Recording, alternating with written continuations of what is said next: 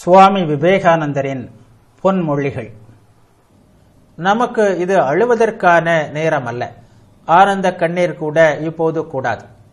போதுமான அளவு நாம் அழுதாயிற்று. நமது நாட்டிற்கு இரும்பாலான தசைகளும் எஃகாலான நரம்புகளும் அவற்றுடன் மரணத்தையும் நேருக்கு நேராக சந்திக்கும் சங்கல்பமும் கொண்ட மனிதர்கள்தான் தேவை. நம்பிக்கை, நம்பிக்கை, நம்மிடம் நம்பிக்கை, இறைவனிடம் நம்பிக்கை. இதுவே மகோன்னதத்தின் ரகசியம்.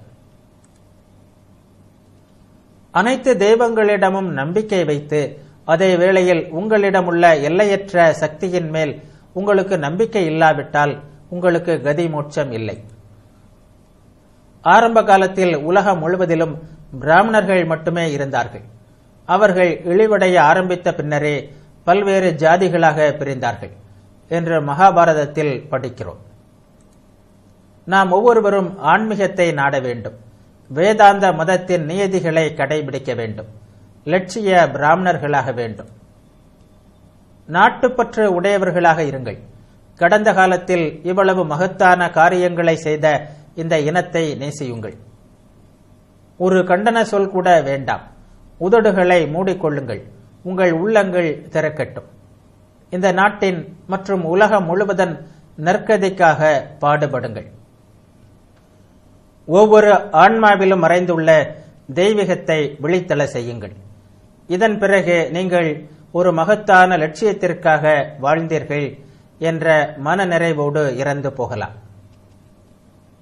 இங்கே இந்தியாவில் இந்த நாட்டின் இதயமே மதத்தால் தான் உருவாகியுள்ளது. இதுவே முதுகெலும்பு, இதுவே அடிப்படை. இந்த அஸ்திவாரத்தின் மீதுதான் நமது தேசிய வாழ்வாகிய கட்டிடம் எழுப்பப்பட்டுள்ளது. காளான்கள் போல் எத்தனையோ நாடுகள் தோன்றி மறைகின்றன. ஆனால் நமது மாபெரும் நாடோ எத்தனையோ துரதிருஷ்டங்களை தாங்கியுள்ளது. இருந்தும் பிழைத்திருக்கிறது. ஏனென்றால் அது துறவு என்ற பக்கத்தை எடுத்துள்ளது. பிறருடைய காலடியில் அமர நாம் எப்போதும் தயாராக இருக்க வேண்டும். ஏனென்றால் ஒவ்வொருவரும் நமக்கு மகத்தான பாடங்களை போதிக்க முடியும். இதை மறக்கக்கூடாது. நாம் நம்மை சுற்றி நடந்து கொண்டிருக்கும் செயல்பாடுகளை கவனிக்கவில்லை. இந்தியா வீழ்ச்சியடைவதற்கு இது ஒரு முக்கிய காரணம். நீங்கள் பிற நாடுகளில் எந்த அளவிற்கு பயணம் செய்கிறீர்களோ அந்த அளவிற்கு உங்களுக்கு நல்லது, உங்கள் நாட்டிற்கும் நல்லது. நீங்கள் வாழ வேண்டுமானால் கட்டாயம் விரிவடைய வேண்டும். நீங்கள் விரிவடையாமல் நிற்கின்ற அந்த கணமே மரணம் உங்கள் தலைக்கு வந்துவிட்டது. ஆபத்து அருகில் வந்துவிட்டது. நாம் பல்லாயிரம் ஆண்டுகளாக வாழ்ந்து வருகிறோம். அது எப்படி?